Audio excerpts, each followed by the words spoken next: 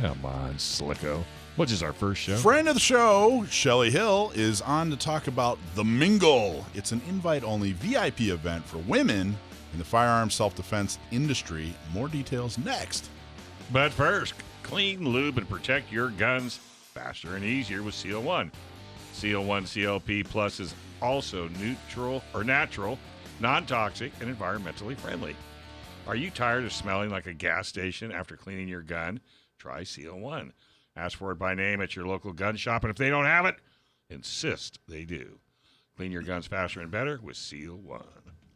So a little while back, we interviewed a guy named Brian Hill, and then you took his class, didn't you, Joe? I did. And he is from the Complete Combatant, and very interesting guy. He is coincidentally married to someone named Shelly Hill. Actually, I don't think that's a coincidence. You don't think so? I think she may have changed her name. And she's coming to talk about a program that she put together called The Mingle. Shelly, how are you? I'm doing well. How about you guys? Fantastic. Welcome to the show. So, thank you so much for having me on. You bet. Let's talk a little bit about, tell us just a little bit about the Complete Combatant first. You bet. The Complete Combatant is a training facility and a program that is put on by Brian and myself. And we kind of believe that there's more to it than just going to the gun. So we believe that you are, the first responder, and you have to have a very wide array of skill sets. So that would be, seeing, recognizing, and believing danger is your first task. Then you'd have to have a plan for avoidance, deselection. Escalation could be second. And if this fails, well, the fight's on. And as you know, it must be won. But it could be won with different levels of force. It could be a non-lethal, less than lethal, or lethal decision or solution. So we kind of work our way through the very first signs of danger, all the way through to even talking to your attorney. So all the stuff that happens in between that is something that we like to present to clients that come to our range, or that, as you know, Brian travels. So that's kind of in a nutshell. It's kind of a little bit about everything. It's just about wide, like I said, array of skill sets, not just one. So Shelly, I took Brian's I took class with Brian a couple of weeks ago with right. the image-based decision drills, and Brian says you're the brains behind that stuff. So could you talk a little bit about that?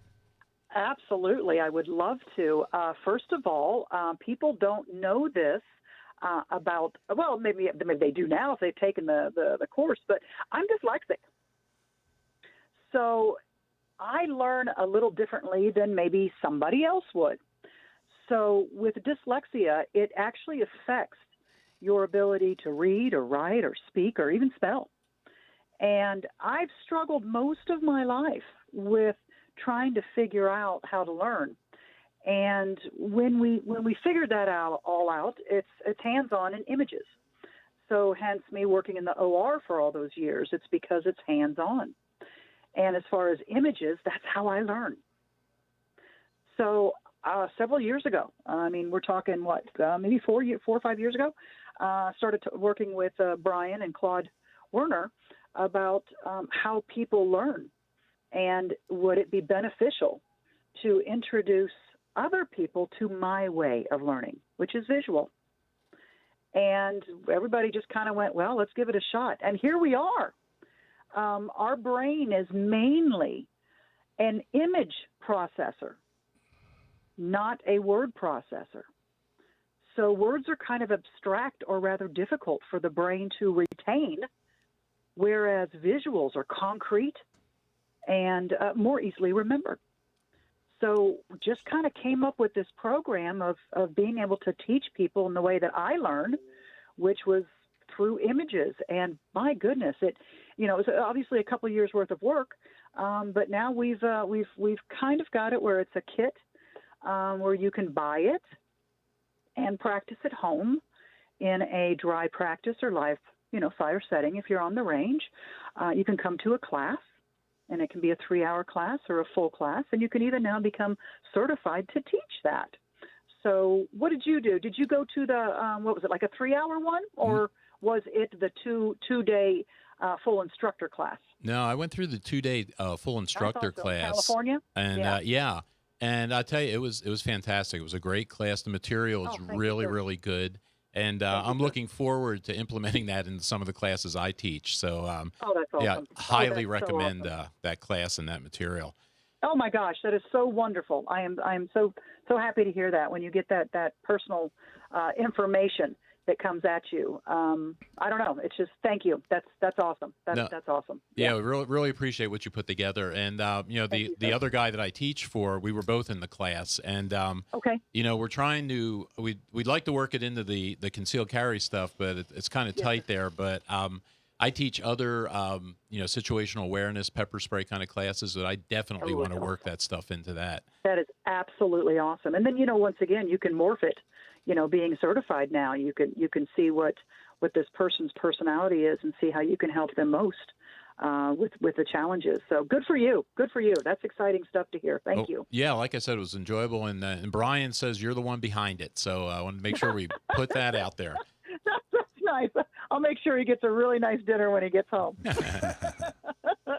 So Shelly, tell us about the Mingle. Yes, sir. That one, I guess why we're here to talk about is that I guess it was about 2017. I was at SHOT Show, and a friend of ours, which you may know, Cheryl Todd with Gun Freedom Radio. Are you familiar with her? Cheryl Todd, Michael? I've heard of her. I don't think we know each other. She's just a wonderful, wonderful lady that helps the community as well. And they were putting on what they called a women's meet and mingle. And we were in Vegas, and it was like a 2-hour event. And I just started thinking on the plane home that could grow, that could be different, and we could put it on here. So we did. So in May of 2017, we did our first mingle, and that was, in the North Georgia mountains, and it was just 4 hours. And then the next year, it was 8 hours, and then we kept growing. Well, this year and last year, we are now 2 full days of training. And we've outgrown our range, so we are lucky enough to have the opportunity to use a very large range that has several ranges about an hour from us. So we're going to be hosted at the Pickens County Sportsman Club. And what we do is we invite ladies from all over the country. There's 60 ladies. That's our cap this year. And we have guest speakers and sponsors and door prizes, guest instructors. But the main thing we're talking about is continuing education for ladies in the firearms industry and networking. So that's kind of what we've dedicated that full weekend to. Well, Shelly, you've broken that up. I noticed you had like 3 big training blocks that you've split it up into. Yeah, what we're doing this year, which I'm kind of excited about because it's the first year we're trying this style, which I do believe we're going to do pretty good with, is that we're going to have 2 days, and it's going to be, what do you call it? Like, what's it called? Red Robin? What's that? Round Robin? Round Robin. That's it. Yeah, that's it. Red Robin is unlimited fries. It's a whole different thing. Yeah, that sounds like a whole different situation there. Yeah, that's exactly it. So the round robin. So like on Saturday, we'll have 60 ladies, which means we'll have 20 people in each class. And Brian will be teaching his class at the same time that Lee Weems will be teaching his class, which are both live fire, on 2 different ranges. And at the same time, the third group of ladies will be in a classroom setting where we've got Nathan Good, and he'll be doing a presentation. And then when he's done with that, there's going to be a small break. And then Howie Marbury, I'm not sure if you're familiar with him, but he's going to be presenting, I think we're going to go with like El Presidente. But we have HK, who is really a big, big main sponsor, and they have given us many, many HK VP9s and SK. VP9 and VP9 SK. And so what we do is we put those out for everyone to shoot. So we do a course of fire, so on and so forth, and they get a chance to do that. So we'll have 3 different training blocks going at the same time, and they're each 3 hours. Then there'll be the lunch break, and then everyone, bumps to the next one. And then on Sunday morning, it's the same thing. Whatever you didn't hit before, you're, obviously in that class. And then we break for lunch, and it's a big lunch. It's usually a sponsored lunch, and it's pretty cool. And then that's when the Mingle starts. So around 1 o'clock on Sunday is when we do our door prizes, and we do all of our special interviews, and we actually have the Mingle, which is all about networking. And then we close with some cool stuff and some swag, and that's usually about 6 o'clock on Sunday evening.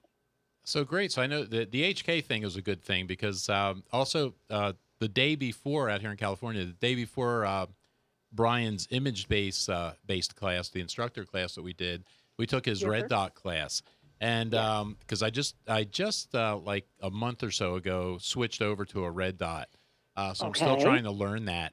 And my red dot immediately broke about an hour into Brian's class. Oh, no. So I did get to use a handy H&K, so it was fun. Yes. Got a nice hat out of it. And That's exactly. What broke? What part broke on it? it stopped being a red dot. It stopped dotting? I would fire one round to be good, a second round to be good, the third round the dot would go away. Round number 4, the dot would come back. Come back. Interesting. So I think we got it to finally go away for good. So I swapped out to one of Brian's guns. But that's awesome. And he carries anywhere between 2 to 4 with him to every class. Either one is people have rented them from us so they can, experience the dot, or 2, if something goes down, there's one there. Well, that's great. Shelly, hang on. If you can stay with us here, we'll come back to this and pick you up on the next segment here. I got some other stuff to ask you. Help if I turn the page. A little stereo. All right. We are so proud to partner with the National Concealed Carry Association as a 10-ring partner, NCCA. They exist to serve the Second Amendment community by providing a nationwide network of 2A advocates.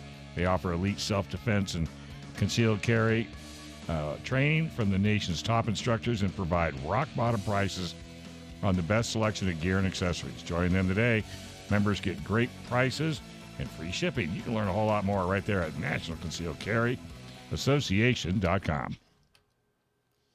All right, so Shelly, you're back, hopefully. Yes, sir. Okay. Hey, question. What, in terms of the women that you invite to the event, what level of experience or skill or whatever do they need to come and be successful there at your event? Good question there. It's kind of a wide range. And the reason I say that is because we're looking for women in the industry, right? In the firearms or self-defense industry. This could be NRA instructors, which means they may not have a lot of experience with any type of concealed carry, right? If they teach, it may not be teaching from the holster. Or we may have someone that is very experienced, and they're coming, of course, to get continuing education. But this could be for people in the industry means, what if you're a range owner? Or what if you work for a company that maybe, like, I'm just going to, throw something out here, like maybe, like a pistol disabler, right? That's considered in the industry, but maybe they don't have a lot of firearms experience. So we invite them. We want them to network and to have an opportunity to train with some of these outstanding people that they may not otherwise have a chance to train with. So as far as in the industry, it's a very, very wide range because we want all levels. The main thing is, I guess, our requirements is safe gun handling, able to follow directions from your coaches. That's why you limit it to women, right? Because they can do that. Exactly. And, if they have experience working from the holster, I mean, that's huge. But that's what we're here for, is to give people a taste of what it's like to train with some of these. I just call them like top trainers or nationally known trainers, because that's just the best of the best, right? So we just like to give people that opportunity. So we invite these trainers to come to our range and work for the weekend. So why is this important to you? Why is it important, everything that you do as far as firearms instruction and the program that you helped put together, that Joe took, the curriculum, the Mingle, all this? Tell me, why is this important to you?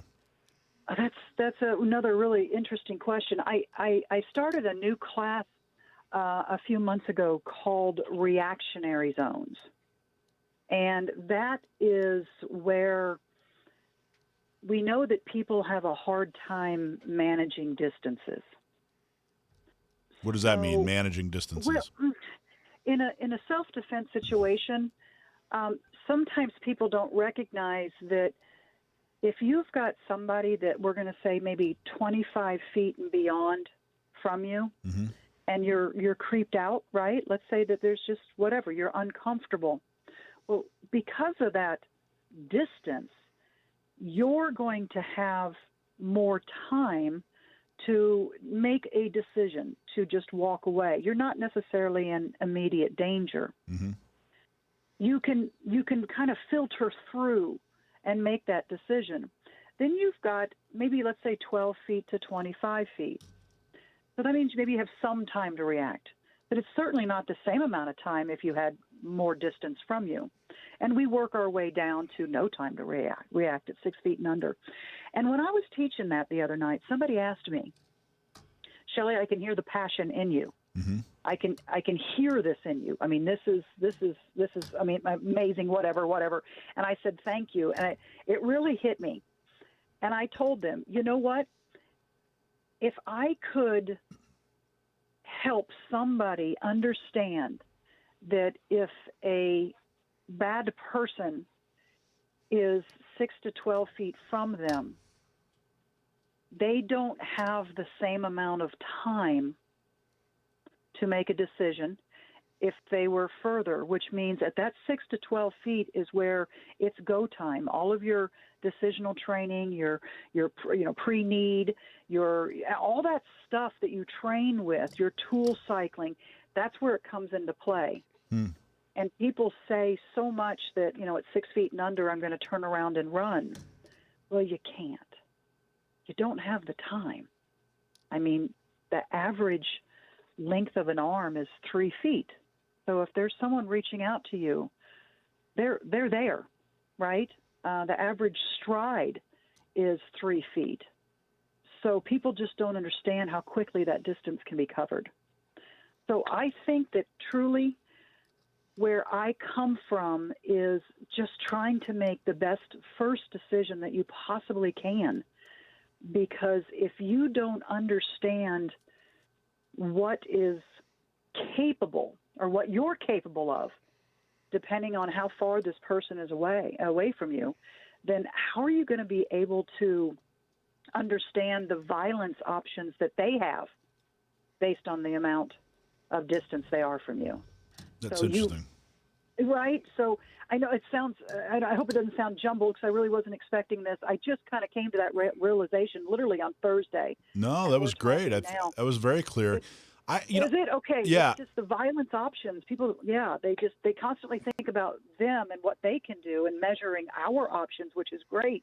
But guys, we got to consider they have options as well.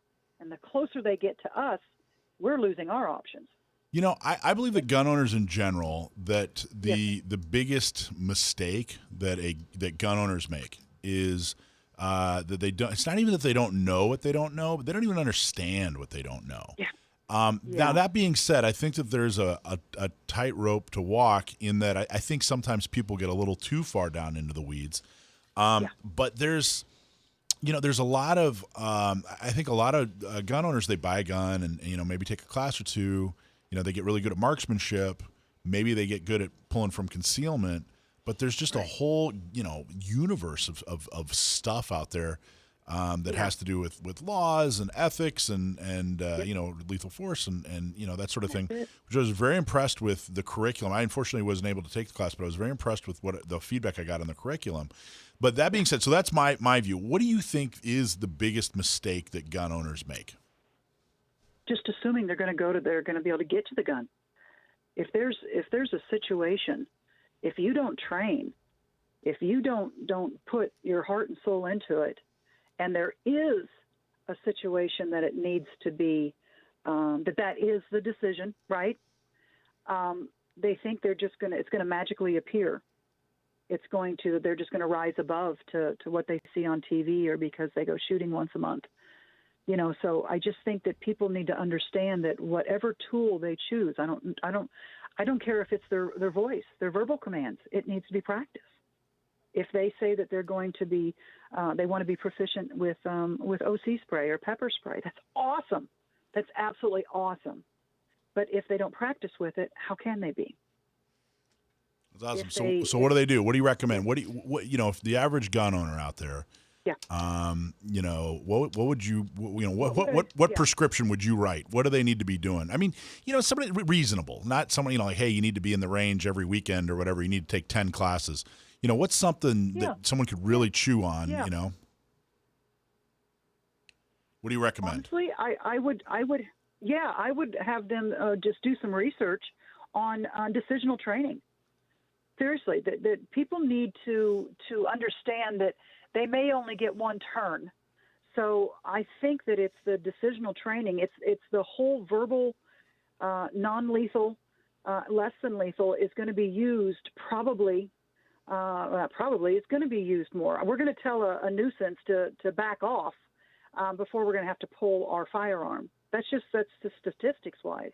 So we need to be more rounded. So I would just tell them to continue training, but they've got to go outside the box. They can't just always think that the gun is going to be the answer. The answers lie much deeper than that. And if they have those verbal skills, or they have the OC, or they have, once again, a flashlight, and they know how to use those and the reason behind it and how to de-escalate and deselect, I think that's going to be much more valuable. But when you need the gun, you need to be able to use that as well. So I'd tell them to get more well-rounded, and they've got to look into making better first decisions and then know why. So it's just a continuation on the journey. And if they don't know where to start, then call somebody they respect and say, hey, what classes would you recommend? Or books, right? People can't train and travel all the time. Get into some good books, man. You know who trains more than anybody I know? Well, Joe trains a whole lot. You've taken a lot of classes, Joe, more than the average bear. But who trains more than anybody I know is my buddy Action Jackson here. He's 8 years old, and he goes to the range and gets professional training with his 9mm Glock once a week. Don't you, buddy? Yep. Excellent. That's awesome. Hey, Shelly, well, we have you here. You guys, your Mingle event, you support a couple of charities. Is that right? We do. Yes, we do. Thank you so much for bringing that up.